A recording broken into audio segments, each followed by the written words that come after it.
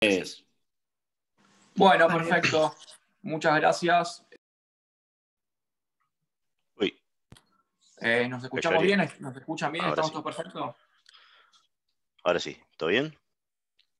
Bueno, bien. Bueno, bienvenidos a todos. Gracias a la SPOEFI por organizar este evento. La verdad que nos tocó un lindo día para hablar de inversiones. La bolsa argentina está bastante bien, arrancando la mañana y ayer fue un buen día también. Así que básicamente yo voy a tratar de moderar un poco esto con los expertos que nos acompañan, lo tenemos a Ramiro Marra, a Ezequiel Zambaglione de Balance, Ramiro de Bullmarket, obvio, Lucas Gardiner de Portfolio Personal, y José Ignacio Vano de Invertir Online.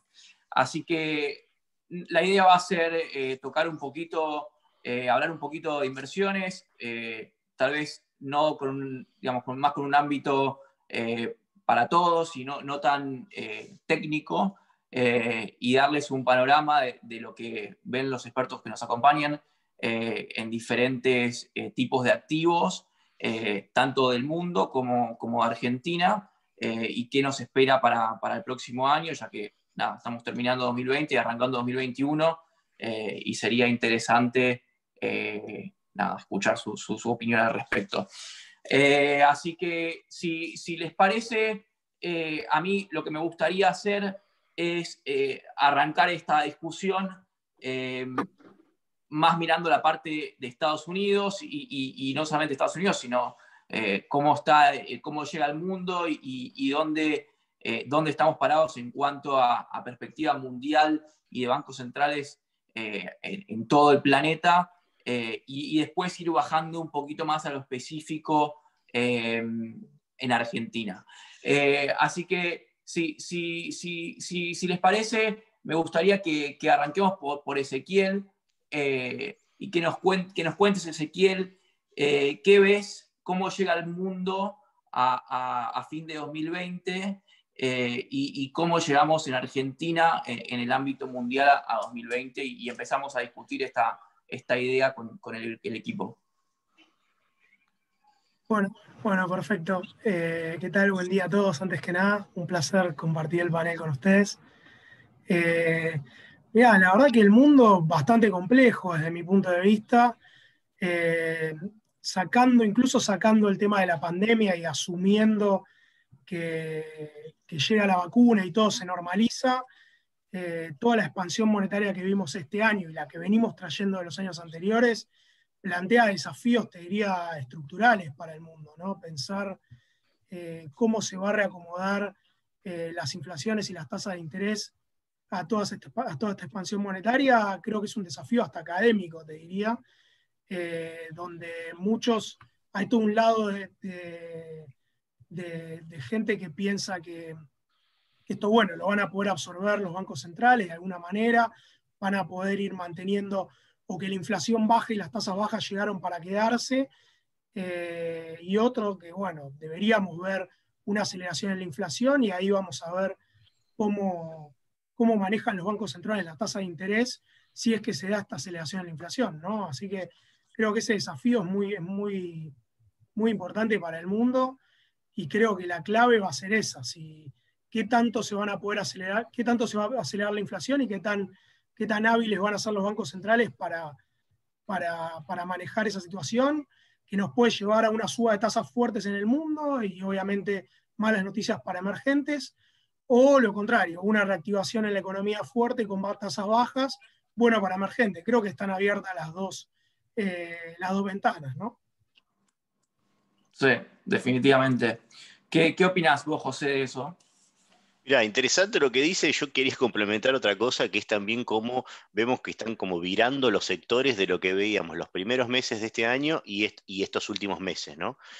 Había sectores al principio de año claramente ganadores, como tecnología, por ejemplo, y el hecho de que estemos hablando ya de una vacuna que parece inminente. Hay varias empresas que anuncian incluso en diciembre podrían empezar a vacunar, el hecho de que cambie el presidente de Estados Unidos, que también tiene un eje bastante distinto en algunos sectores como lo que son las energías renovables.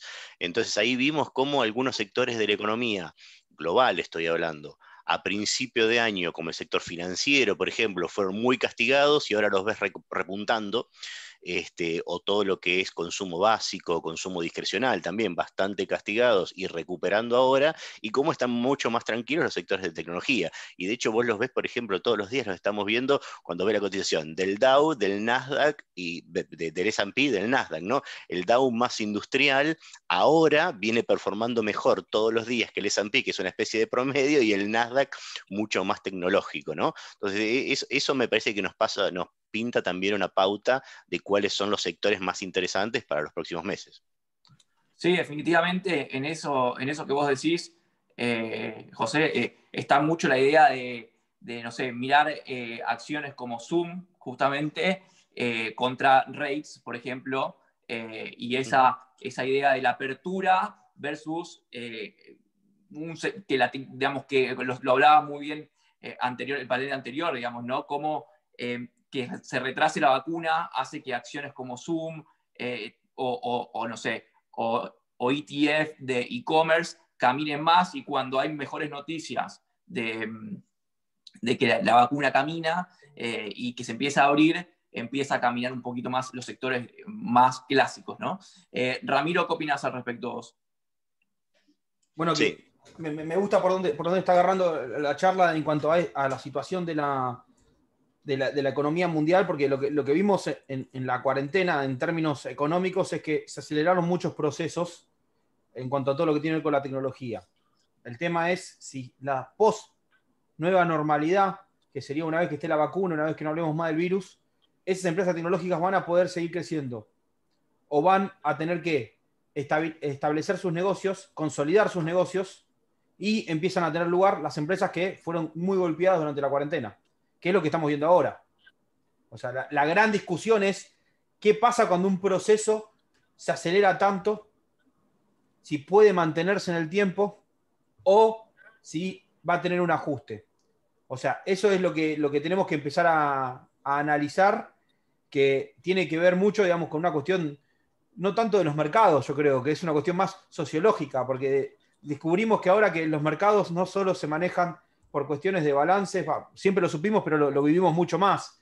No simplemente por cuestiones de balances o por ver un gráfico, sino por más cuestiones de a ver qué hacemos las personas en cuanto a la economía cuando pasan hechos como este.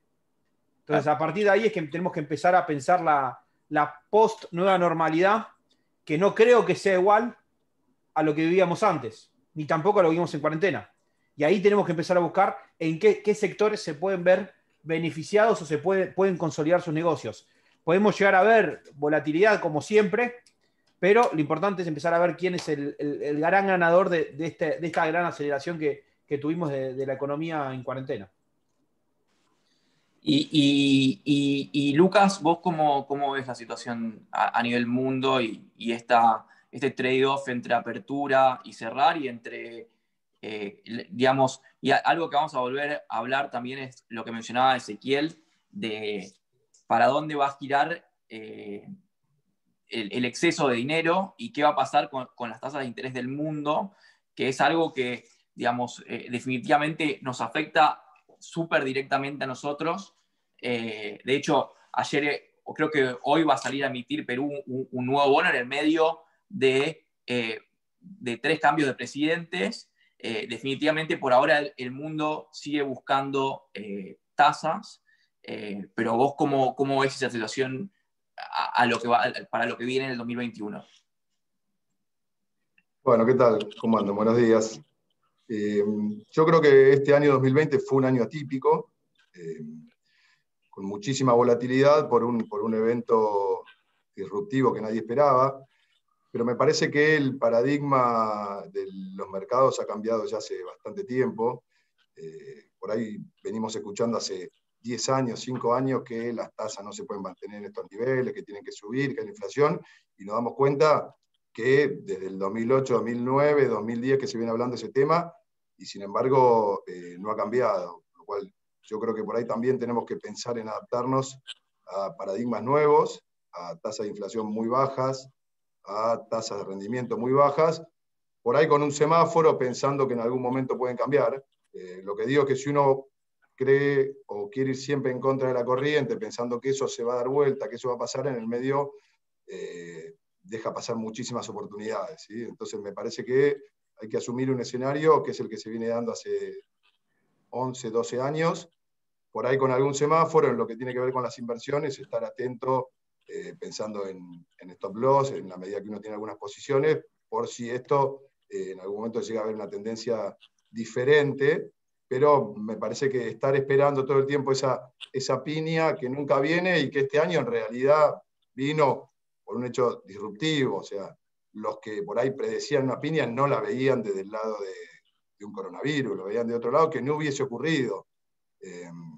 Puntualmente con lo que tiene que ver con el nuevo mundo, yo creo que el mundo es mundo desde hace miles de años, creo que la pandemia va a pasar, va a ser anecdótico, por supuesto que hay negocios que los ha hecho evolucionar o los ha obligado a ir reinventándose.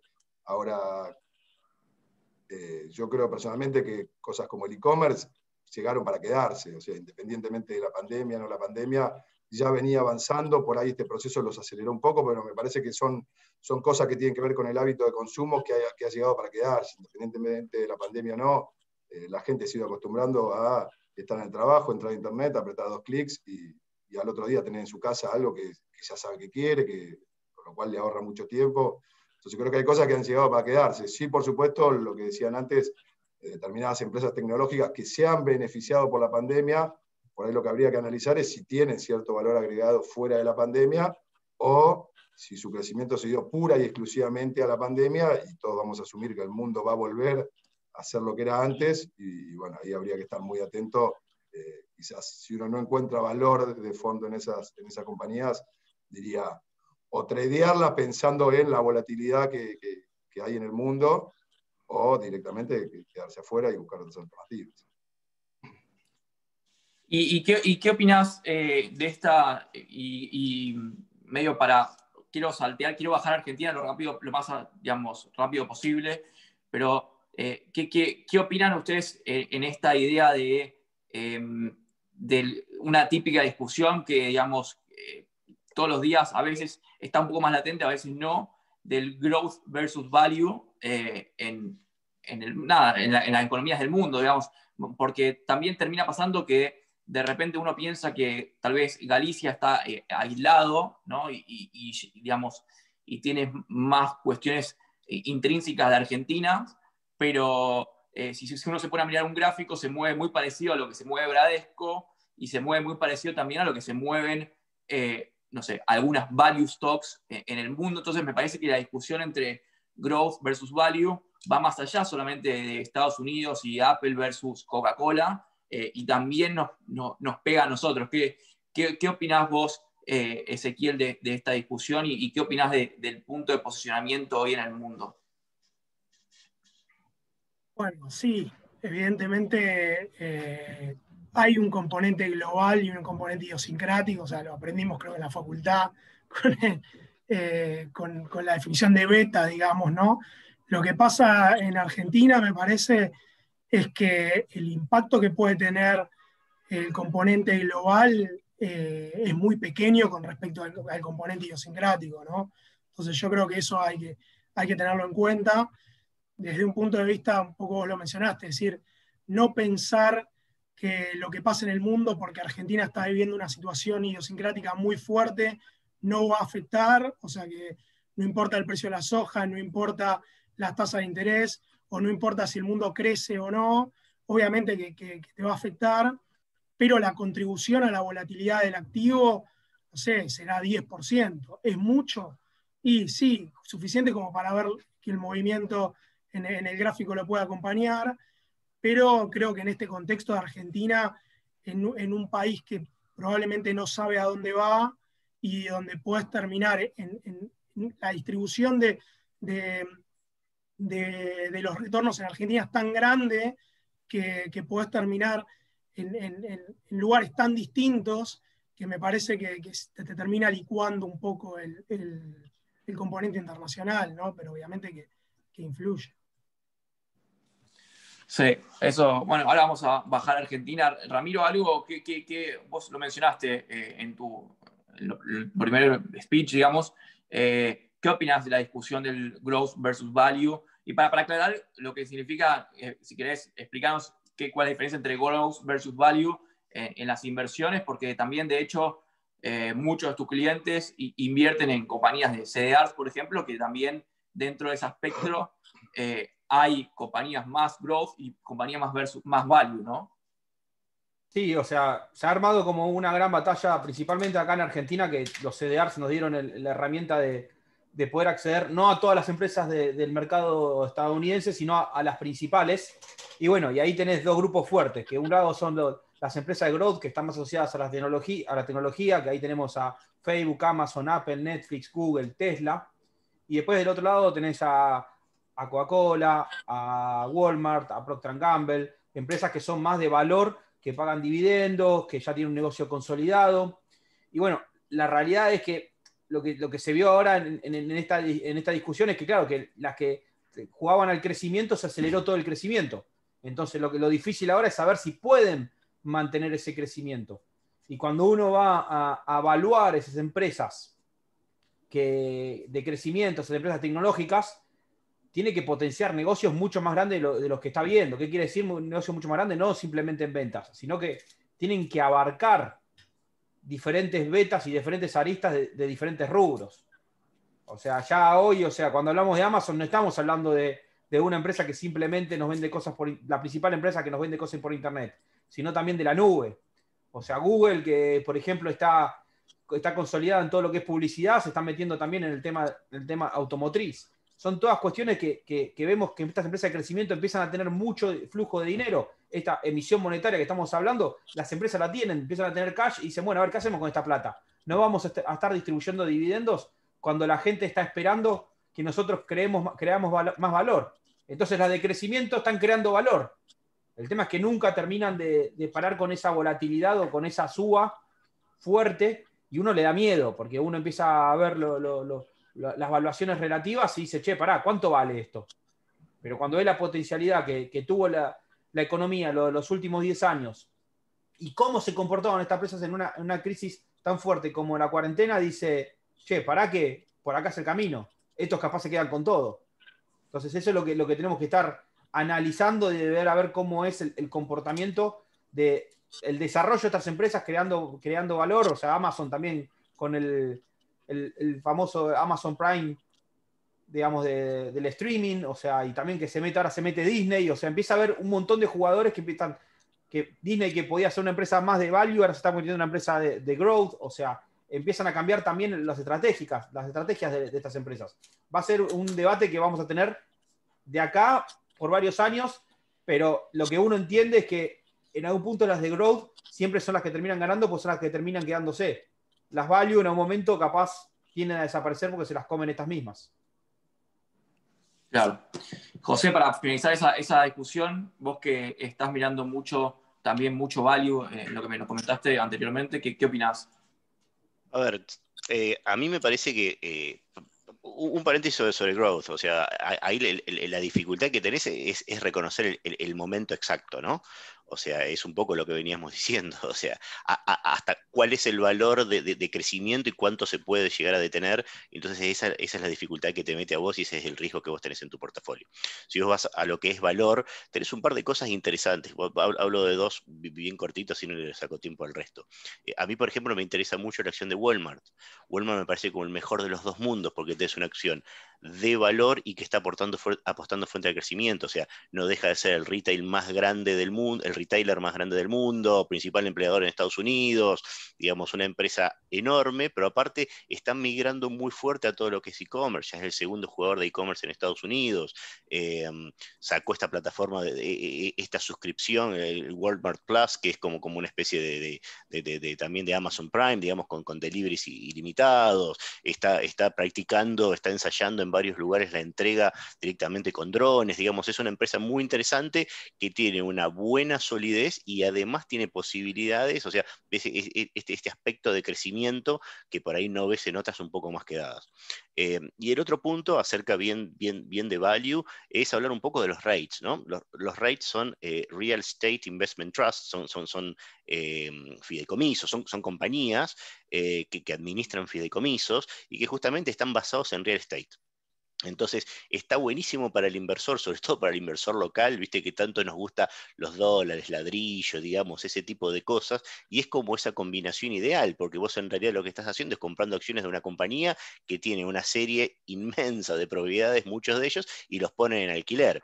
Y aparte, es tan grande el mercado en Estados Unidos, ¿no? Esto opera en Estados Unidos, es tan grande el mercado en Estados Unidos que está muy sectorizado. Entonces vos podés posicionarte, por ejemplo, en retailer, en rates más tradicionales y que alquilan a los retailers. Entonces tenés, por ejemplo, no sé, Realty Income, o sí, digamos Realty Income, que es una empresa que es la dueña de los galpones donde está Walmart, donde está Walgreens, donde está, no sé, o las farmacias, las CVS. Entonces, ellos tienen un negocio bastante sencillo, digamos, de alquiler de propiedades, pero la misma segmentación de esta industria es buenísima porque te permite meterte en otros lugares. Por ejemplo, tenés una empresa que se llama American Tower. American Tower, ellos son los dueños de las antenas donde se transmite la tecnología 5G. Entonces, de nuevo, vos estás en un negocio muy sencillo vos como inversor, porque vos en realidad tenés una propiedad que la pones en alquiler, pero esa propiedad es una antena para tecnología 5G, entonces ahí tenés como clientes tuyos, bueno, a todas las empresas de telecomunicaciones, AT&T, T-Mobile, Verizon. Entonces está bueno porque también desde el real estate vos podés ir acompañando el seguimiento del crecimiento de los sectores que en este momento ves como más indicados. Bueno, espectacular. Sí, definitivamente hay una variedad de rates enorme, y hay algunos mucho más agresivos, de hecho. No sé, Seritage Growth Properties, por ejemplo, es uno que sigo mucho yo, y es mucho más agresivo porque digamos, las propiedades que tienen, de hecho, son más tradicionales, claro, de retail, y menos, o sea, más old school, digamos, en ese sentido. Es como sí, tiene mucho más shoppings, Heritage agresivo. tiene un montón de shoppings. Claro, tienen shoppings, viste, los típicos malls de Estados Unidos, y se dedican a como comprarlos. De hecho, nada, o sea, se dedican a comprar destruidos malls, los refaccionan y después lo ponen en alquiler. Entonces, es un negocio mucho más agresivo, más old school. Pero bueno, la acción, viste, pasó Sí. de menos de $8 a 18, ¿no? Bueno, es una apuesta a la vuelta a la normalidad de eso, ¿no? Claro, correcto.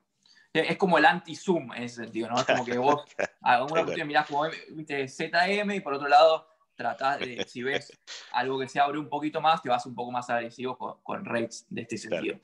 Claro. Y para bajar un poco a Argentina, porque ya hicimos 25 minutos de esto, arranco con Lucas y digo, ¿cómo estamos en Argentina? ¿Qué esperás para 2021? Que es un año muy especial porque algunos dicen que 2021 es el 2013, en algún sentido, digamos, o no. ¿Vos lo ves como el 2021 como un punto de inflexión para este bear market que viene ya de más de 3 años?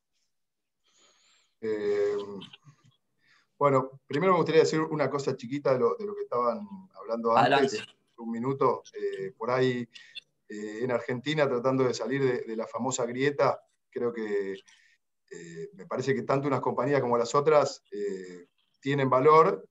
Quizás lo que son distintas compañías de acuerdo a distintos perfiles de inversor. Es decir, acá nadie le va a decir si Coca-Cola es bueno o si Amazon es la que corresponde. Creo que lo que hay que saber es que dependiendo del tipo de compañía, unas tienen dividendos, otras no, y tienen una volatilidad muy diferente. Entonces creo que a la hora de invertir lo que hay que saber es dónde uno se está metiendo. Después, comparto con Ramiro, muchas veces uno decía, bueno, estas compañías a priori evaluándolas hoy parecen caras, pero con la tecnología y como viene avanzando el mundo, por ahí en 2 años se quedaron con un montón de mercado y el mercado sigue pensando que están baratas. ¿Por qué? Pues premia principalmente a aquellas compañías que están innovando constantemente. Y bueno, volviendo a Argentina, que es bastante más difícil la pregunta, yo no veo el 2021 como el 2013, la verdad. Yo creo que para analizar Argentina necesitaríamos más un psicólogo que nosotros 5. Creo que Argentina ha ido teniendo una destrucción de valor hace por lo menos 20 años, principalmente mucho más diría de capital humano que otra cosa, y está demostrado que el capital humano al final es lo más importante por lejos respecto a lo demás. Entonces yo hoy analizando Argentina, creo que para ver la profundidad o el tamaño de una crisis también hay que ver las herramientas que uno tiene para salir de esa crisis. Entonces, pensando lo que es Argentina hoy, ya sea desde la macro con la presión fiscal que tiene hoy, y desde lo que decíamos recién del capital humano, donde lamentablemente hoy tenemos un montón de gente que no sabe directamente por ahí trabajar, más allá de querer o no, y tenemos un comportamiento de la gente respecto a la cultura del trabajo que no tiene nada que ver con el 2001.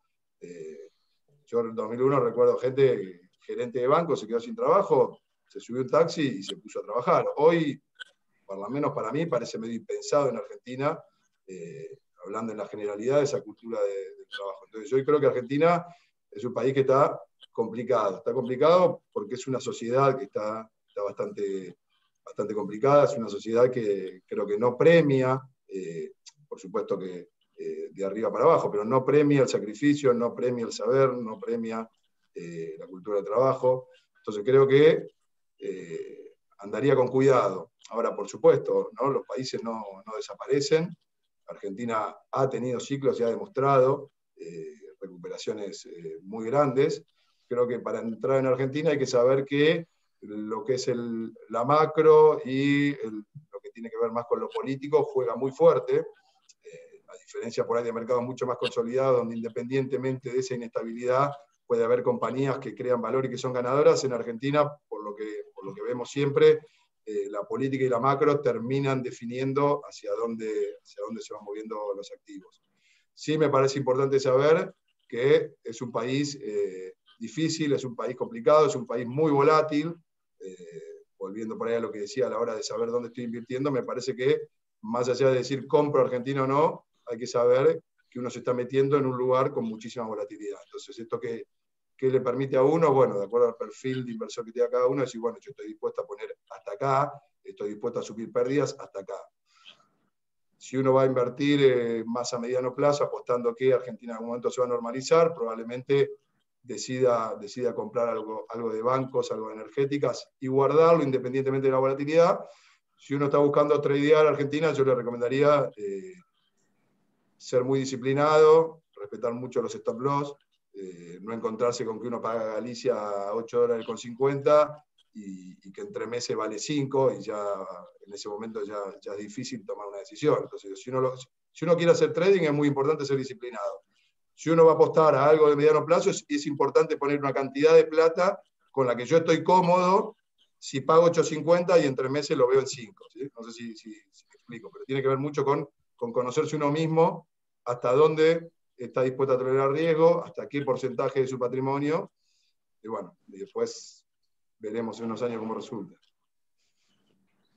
Después vamos a ir un poco más a detalle, tal vez, me gustaría ir más a detalle de qué comprar y dónde tal vez hay algo más de valor, que para vos definitivamente no tanto, pero algunas cosas seguramente más que otras, pero después vamos a dar la vueltita de vuelta. Te tomo a vos, Ezequiel, y te pregunto, te hago la misma pregunta. ¿Ves a Argentina como muy barato y como un lugar donde uno tiene que tener una posición si no la tiene o preferís esperar, digamos? Yo creo que en parte comparto gran parte de lo que dijo Lucas, en el sentido de que Argentina parece ser un trade bastante estructural en este sentido, ¿no? Y digo, da la sensación que Argentina va a una crisis, ya sea económica o política, en el corto plazo, y la pregunta que uno se tiene que hacer a veces es, ¿qué tanta destrucción va a dejar esa crisis? Y tomar un poco de distancia, y creo que Lucas da en la tecla ahí. La forma en que nosotros lo pensamos es, fíjate que Argentina hace 2 años tenía un Producto Bruto de 600.000 millones de dólares, ahora el año pasado un poquito arriba de 400.000, este año va a estar cerca de 300.000, o sea, la volatilidad del producto es altísima.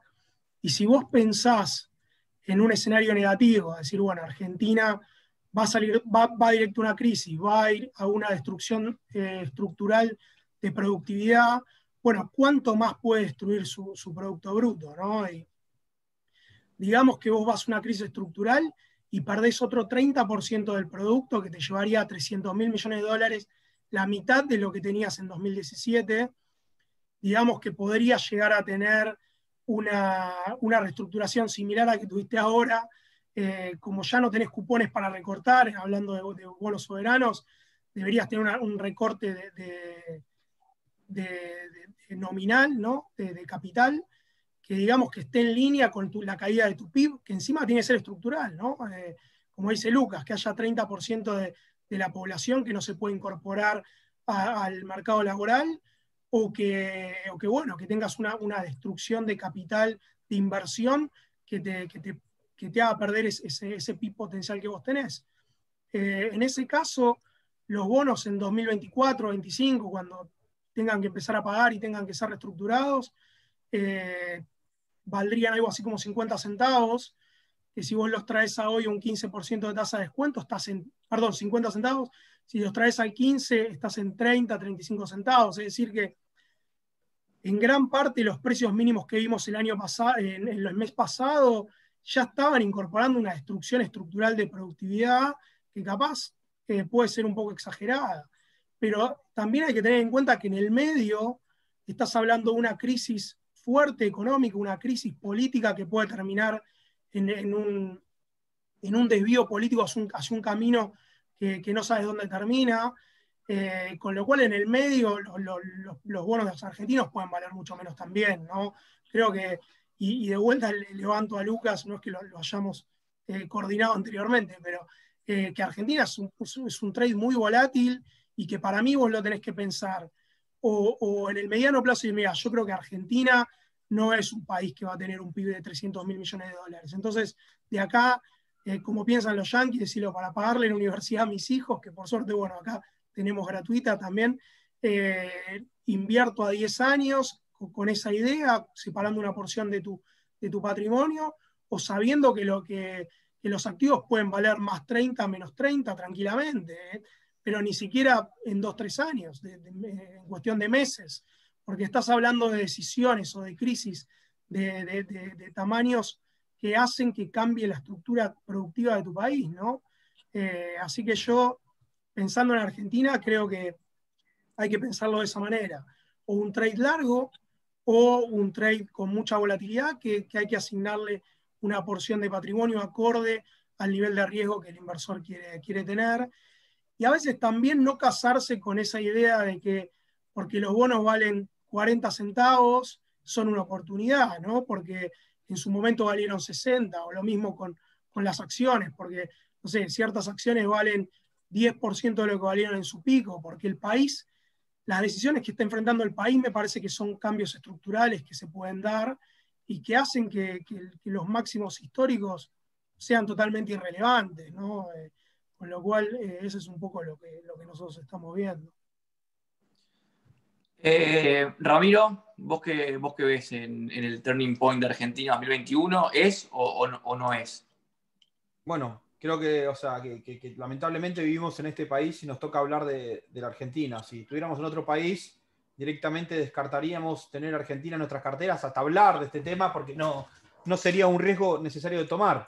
Claro. Y tenemos el mal hábito los seres humanos de tomar riesgo por demás, porque lo ideal sería, digamos, si vos vivís en este país, tomar riesgo en otro país, pero como somos nacionalistas y amamos a nuestro país, siempre estamos mirando nuestro mercado. Cuando vemos nuestro mercado, la realidad es que vemos un mercado totalmente desplomado. O sea, estoy hablando del mercado accionario. O sea, obviamente asociado al mercado de deuda, que sin mercado de deuda tampoco tenés mercado accionario, porque las empresas necesitan tomar deuda. O sea, el punto es a ver hasta dónde se puede profundizar esta crisis. ¿Cuál es el punto mínimo que vamos a tocar? ¿Puede haber un punto más mínimo? Sí, lo puede haber. Yo no creo que lleguemos a ser Venezuela como explicación gráfica. Creo que somos un país que todavía tiene oportunidad de salir adelante, a pesar de que todavía nos falta un golpe económico, político y hasta capaz social. no sé si vale la pena ir a buscar ese mínimo. No sé si vale la pena decir, a ver, espero más para encontrar ese punto mínimo. Creo que hay un momento donde uno se tiene que ir posicionando pensando que siempre lo que viene es mejor. ¿Por qué? Porque lo dice la historia de la humanidad. Y la historia de los mercados también dice lo mismo porque refleja a la humanidad en algún punto. Hay que empezar a posicionarse en activos argentinos y si estás posicionado, entender que la Argentina es un mercado volátil.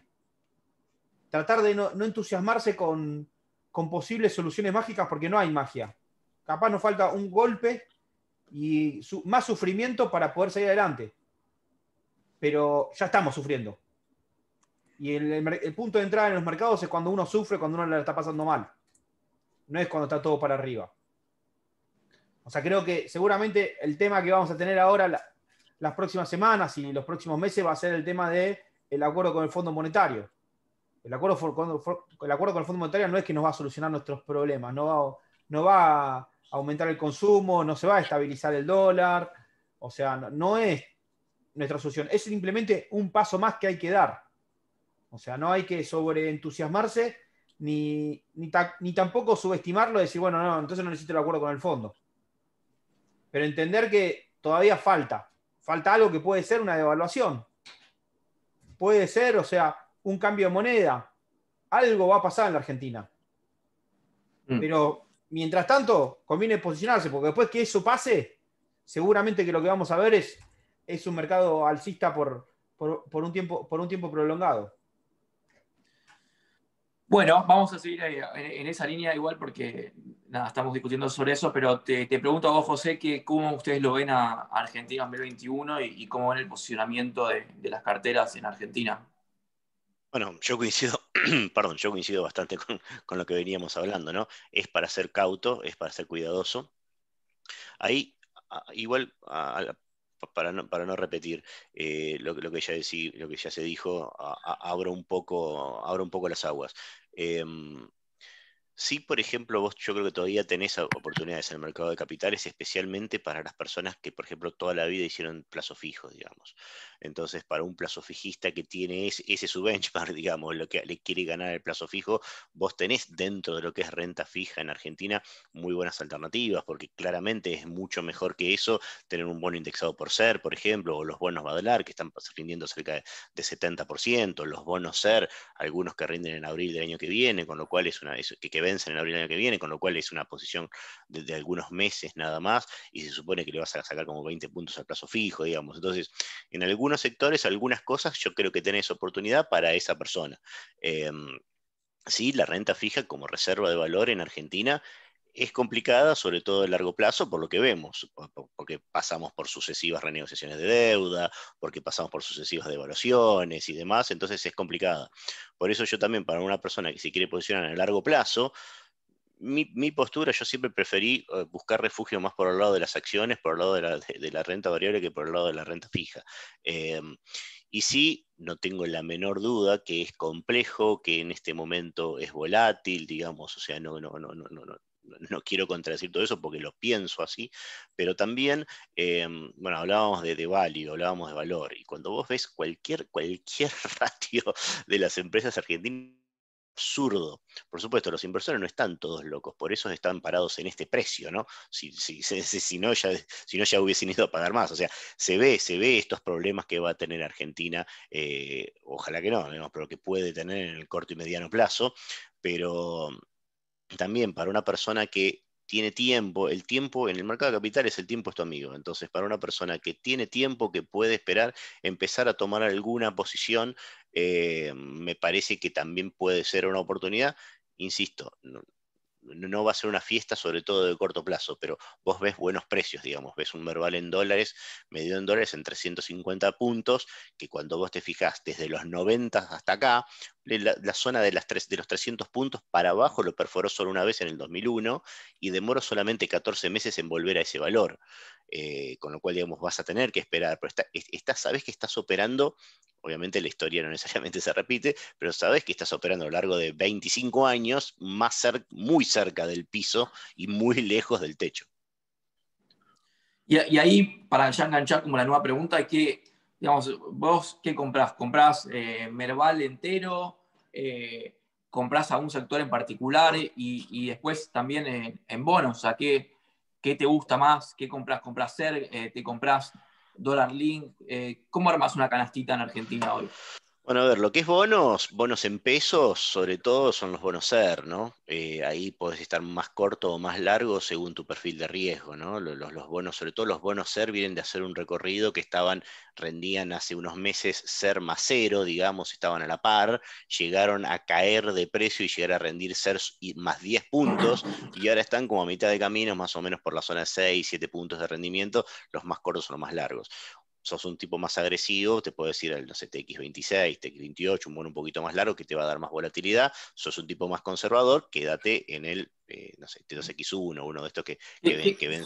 Perdón que te interrumpa, para los que no saben, ¿qué son los bonos SER? ¿Qué Los, significa un los bono bonos SER? SER son bonos que el capital está indexado por SER es inflación. Entonces, cuando vos tomás un bono, cuando vos comprás un bono, le estás comprando deuda, en este caso al Estado. Pero el Estado, por una deuda nominal de 100, no te dice yo te voy a pagar 100 más interés. Yo te voy a decir, te voy a pagar el equivalente a estos 100 ahora indexados por inflación.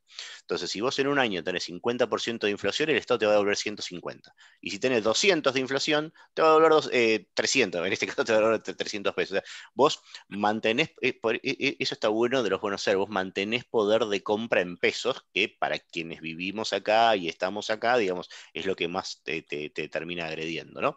Entonces, esa es la ventaja que tiene. Y cuando vos lo ves, comparaciones, yo vuelvo al plazo fijo, que es lo que veníamos hablando, ¿no? Cuando vos ves proyecciones para el año que viene a través del REM, por ejemplo, te habla como un 50% de tasa de inflación, estos rendimientos, entonces aquí te digo, SER más 6%, es un bono que vos esperás que el año que viene te rinda un 56%, digamos, y por eso te estoy diciendo que le sacás 18 puntos o 20 puntos a un plazo fijo, ¿no? Y acerca de lo de renta variable, es más complejo los sectores. Eh, Ahí la dificultad que tiene el mercado argentino, entiendo yo, es que se mueve muy al unísono, no tenés muchas alternativas muy separadas, como por ejemplo, que lo que veníamos diciendo al principio de Estados Unidos, estos sectores vienen performando peor, estos están recuperando. En Estados Unidos, en Argentina, por empezar, no tenés muchísimos sectores, o sea, si vos te fijas, el índice Merval es básicamente utility, o sea, servicios públicos, y bancos, y no hay mucho más que eso, entonces por empezar no tenés muchísimos sectores, y aparte un factor común a esos dos sectores es que los dos son muy permeables a la regulación pública, entonces vos ahí tenés un riesgo cíclico bastante alto, con lo cual digamos no prefiero un sector más que otro, sí hay algunas acciones que destaco que me gustan un poco más que el resto, que son empresas que tienen menos relación directa con Argentina, aunque son empresas argentinas. Vos ves el caso de Cresud, por ejemplo, que gran parte de su negocio son campos, está relacionado al precio de la soja. Viste, la soja pasó en mayo valía $290 las toneladas, pasó los $430, digamos, tuvo más de un 35% de crecimiento, entonces ahí tenés buen valor. Gran parte, bueno, Cresud es dueño de IRSA, y IRSA tiene negocios en Israel, de real estate, de telecomunicaciones, digamos,